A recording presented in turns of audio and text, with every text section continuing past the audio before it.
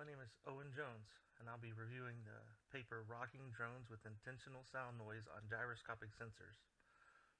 It was done by Yunmuk San, Ho Chiao Shin, Dong Kwon Kim, Young Suk Park, Jawan No, Kibum Koi, Jungwon Koi, and Yongdae Kim. They worked with the Korean Advanced Institute of Science and Technology. We'll start out with a brief introduction about the paper, go through some related works, then background needed. Then we'll jump into the analysis of sound noise effects, how they attack the drones, discussion of potential attack scenarios and countermeasures, and then closing and references. Any references along the presentation will be denoted with numbers and brackets, which will be a full list at the end of the presentation. The general idea is that drone gyroscopes may be adversely affected by external noise. Whether malicious in nature or not, this could cause adverse effect on the control of the drone. Sensors detect physical properties in nature and convert to quantitative values. Most sensors cannot distinguish between normal and abnormal properties, and this is what this paper looks to test.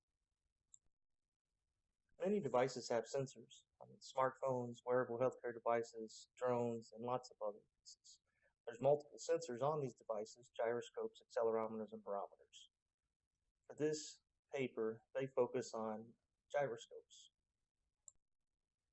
And they're looking at the fact that drones are commercial and open source. They can be used for aerial photography, distribution delivery, private hobbies, military, many other aspects. And there are new drone threats, like air terrorism using weaponized drones. This could be a small explosive device attached to a drone, or even just for spying and intelligence. But then there's also gun-firing drones, as you can see in the picture here. This is a fairly new phenomenon, but still very disturbing for governments and municipalities all over the country. The gyroscopes in question are micro-electromechanical systems, or MEMS gyroscopes. They're small, lightweight, inexpensive, and commonly used in drones.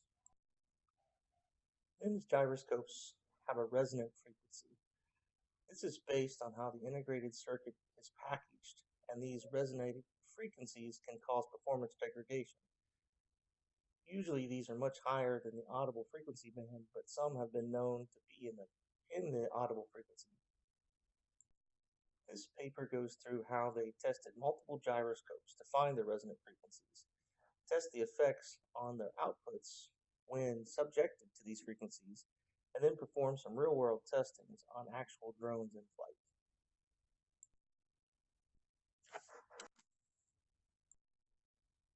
There are many related works around sensors, but primarily focused on input spoofing attacks.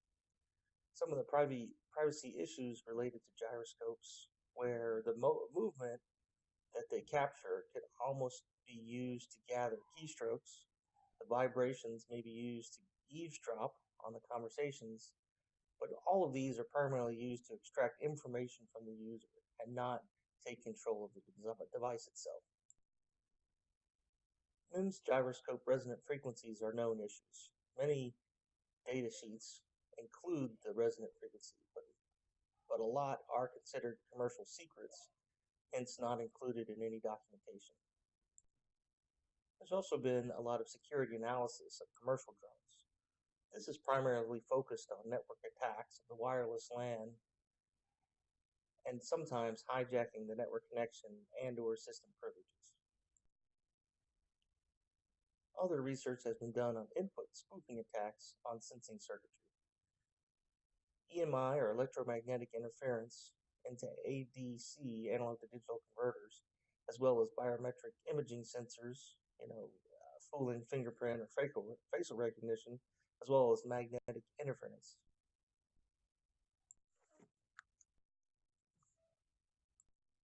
Now we'll go into a little background needed to understand the testing that's done. The drone itself, or a multicopter, is an unmanned aerial vehicle. Usually has multiple rotors, Quadcopter, of course, is four rotors and has military and non-military purposes, including but not limited to delivery services, aerial photography, search and rescue, crop dusting, hobbies, and many others. There are both finished, completed products, drones that are available, but also a lot of do-it-yourself with open source commonly available programs to be utilized. Two common open source control programs, MultiWii and ArduPilot, are the ones used for this testing. The drone system consists of the drone, flight controller, a wireless receiver, and a wireless transmitter. As you can see in the diagram here, the user controller talks to the wireless transmitter that sends an RF signal to the wireless receiver on the drone. This gets then interpreted by the flight controller, which is reading the sensor information from the gyroscope and other sensors, and then adjusting the rotors with speed controllers to make the gyroscope go where you want it to go. The flight control unit has a flight attitude control. This takes care of the horizontal leveling and the balance of the drone automatically. There's a computer that has to calculate the proper control signal for the multiple rotors. Sets of sensors return some inertial measurement units, which allow the flight attitude control to measure the orientation, rotation, and acceleration on all three axes. The combination of the gyroscope, accelerometer, and even a magnetometer, as well as GPS, can all be put together to calculate these settings. How these sensors are read and how interpreted are very important to the drone control. All controllers use some type of control algorithm. The most commonly used is a PID, or proportional integral derivative, which is used in both of the testing control softwares that we use in this project. MEMS gyroscopes work on the principle of the Coriolis effect, or the Coriolis force. This is the deflection of a moving object in a rotation reference frame. There's a sensing mass that continuously vibrates at a certain frequency. Bending occurs in the direction orthogonal to both the vibrating axis and the rotating axis when this structure rotates with respect to each axis.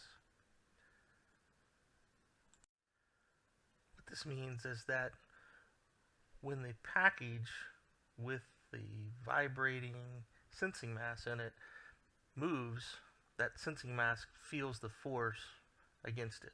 And this can be read into registers on the gyroscope, which then can be read by the system controller that can calculate the amount of rotation that occurs with each axis. There are multiple interfaces supported by MEMS gyroscopes. Two of the most common are I2C, which is the integrated circuits, or the SPI, which is the serial peripheral interface. The acoustic noise effect is well known. The accuracy degradation of MEMS gyroscopes from harsh acoustic noise has been studied before. All MEMS gyroscopes have resonant frequencies related to the physical characteristics of its structure. When exposed to these resonant frequencies, it can cause unexpected outputs. As these integrated circuits are typically designed with resonant frequencies above the audible range or higher than 20 kilohertz, this is normally not something that happens that people can hear. Researchers have found some MEMS gyroscopes with resonant frequencies in both the audible and ultrasonic frequency ranges, which both have caused ghost outputs. As you will see, even some of those tested in these experiments had some in the audible range. The accuracy degradation problem of the MEMS gyroscopes has only been considered in the context of performance issues up until this paper. To start the analysis of sound noise effects, the team had to identify resonant frequencies of the MEMS gyroscopes being tested. Some of these were included in the data sheets, but many were not known, and some gyroscopes, these are classified. The setup to test the resonant frequencies consisted of a laptop running Python scripts to generate the sound, consumer-grade speaker that was mounted 10 centimeters above the gyroscope being tested, an Arduino to read and write the registers onto the gyro being tested, The test consisted of a single tone being generated until 1,000 samples were received. The tones selected were from 100 Hz to 30 kHz every 100 Hz. This included both the audible and ultrasonic ranges. The team tested 15 kinds of MEMS gyroscopes by 4 separate vendors. These were all readily available via online websites. Most were by STM Microelectronics and InventSense, 2 of the leading vendors of MEMS gyroscopes. Each gyroscope required different application circuit and register configurations for proper operation and testing. All application circuits and the Arduino codes were built based on the datasheets supplied. All testing was performed in an anechoic chamber to reduce any external noises.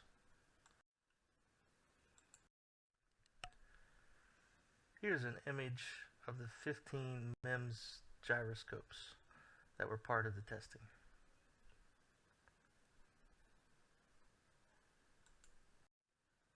The loudless linearity of sound was considered.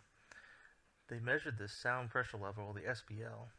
They wanted to show the noise level generated by the created sound source. They used a professional sound measurement instrument and a microphone. The speaker was 10 centimeters from the microphone for this testing. Here is a picture of how they set up to test the gyroscopes. You can see the sound source, the gyroscope to test, the microphone, and the Arduino to read the results.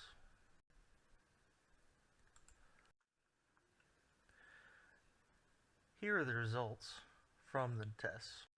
As you can see, they first tested 15 kinds of MEMS gyroscopes against the sound noise and discovered the resonant frequencies of 7 of the gyroscopes by scanning the frequencies under 30 kHz using this consumer-grade speaker. The standard deviation of the resonant output from those gyroscopes was dozens of times larger than that of normal output.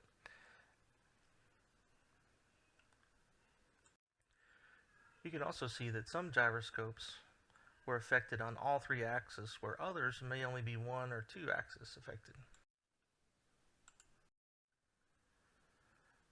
Here are the 2 MEMS gyroscopes selected, the L3G4200D, which showed a resonant frequency of 7900 to 8300 Hz and affected the X, the Y, and the Z axis, and also the MPU 6000, which showed a resonant frequency around 26,200 to 27,400 Hz and effect on the Z axis. As you can see in the image, the flight control software has 2 inputs: the transmitter, which is the user control, and also the gyroscope, which is the sensor output. So when we introduce the sound noise to disrupt the gyroscope, that feeds in false information to the flight controller, which allows it or has it make incorrect conclusions about what control needs to be done for the motors.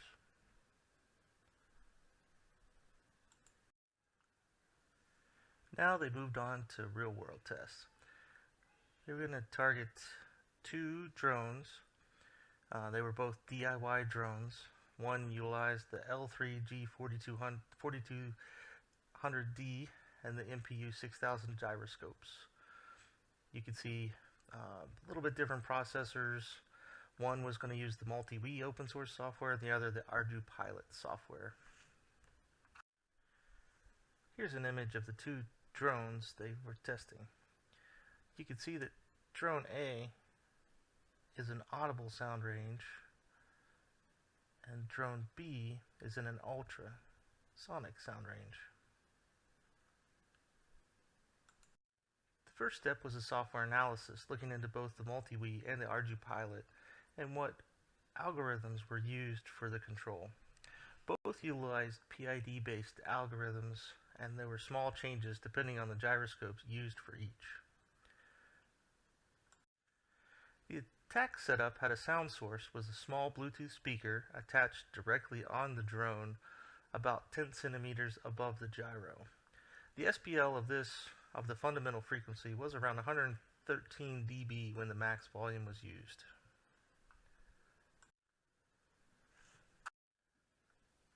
You can see here how the drones were set up with the Bluetooth speaker mounted just above the gyroscope.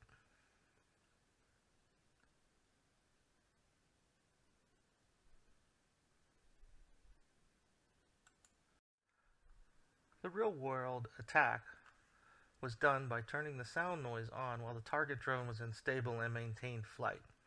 They observed the drone before, during, and after the attack. The resonant frequency for the appropriate gyroscope was turned off, then on, then off again every 10 seconds. From this testing, they were able to successfully disrupt drone A, but drone B did not have an adverse effect. They thought that the drone B Z-axis may have been supplemented by the onboard magnetometer, and since that gyroscope only had adverse effects from the Z-axis, that might have helped from keeping it to be affected. Based on the fact that drone A was able to be crashed by the resonant frequency 100% of the time over 20 tests, they can now conclude that an acoustic attack can completely incapacitate a target drone equipped with a gyroscope vulnerable to the X and Y axis resonance frequencies. Based on this information, the team then tried to calculate what the actual SPL requirements to disrupt the gyroscopes and what distances these were possible at. For this experiment, they were able to calculate a maximum distance of 16.78 centimeters. While this is very limited with the equipment being used here, there are technologies that could make this a feasible attack vector. Some of the existing possibilities are loudspeaker arrays from Meyer Sound, the 450XL from LRAD, or the Hypershield from Ultra Electronics. These all allow for directed sound attacks at much greater volumes and much greater distances. Here you can see some readings from the gyroscope during the attack. On the left is the input from our controller and the gyroscopes, and from the right is the output of the gyroscope. Region A is before the test, region B is during the attack, and C is after. You can see there's a significant amount of noise, almost to min-max, in region B on the right-hand side of the output of the gyroscope. Here's a graph of the altitude that was read from the sonar.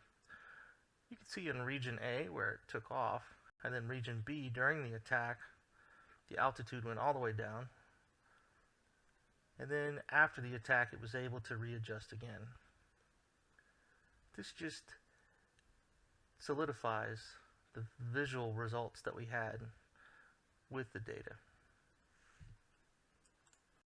The paper then goes on to discuss some of the potential attack scenarios and issues. One issue was that this attack model in this paper seems too strong. It was using audible sound which could easily be detected, and the speaker has to be very close to the drone body. Some of the gyroscopes being tested were affected by both audible and ultrasonic frequencies, which would then not be detected if the ultrasonic frequency was used. They also discussed the possibilities of drone-mounted speakers. This could be used not only for attacks on other drones by the local speaker, as long as the frequencies being used did not affect the local drone, but also as a way to attack a drone that has a speaker already, like a police drone that is made with a loudspeaker to make announcements. One instance on this was the insecurity of the hybrid broadcast broadband television, the HBB TV model, where it was easily interceptable and you could play your own sounds. As mentioned before, there are some long-range acoustic devices which would then overcome the short distances, like the LRAD being used as a sonic weapon, or some acoustic hailing devices.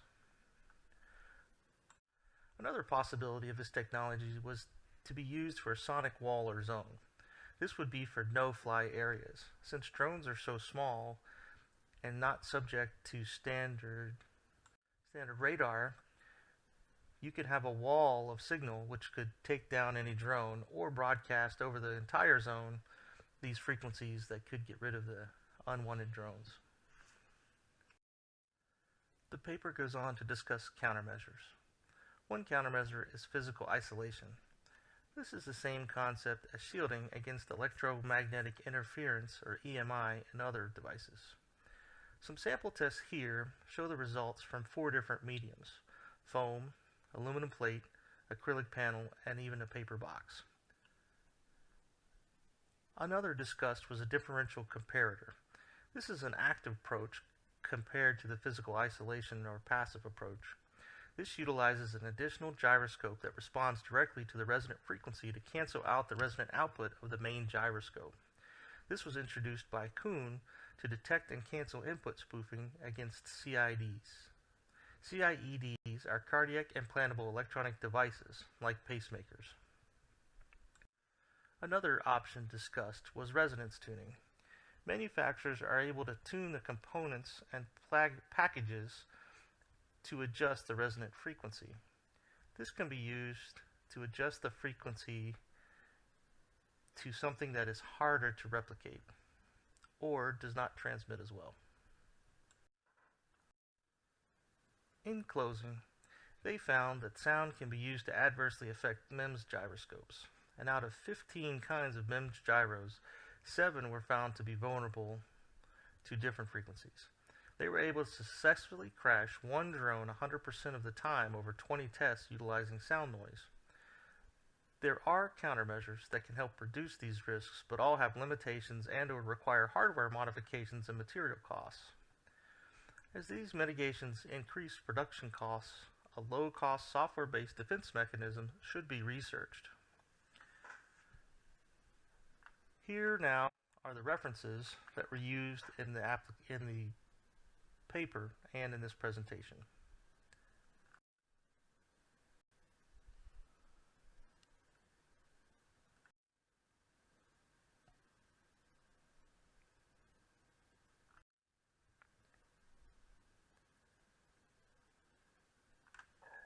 Thank you very much.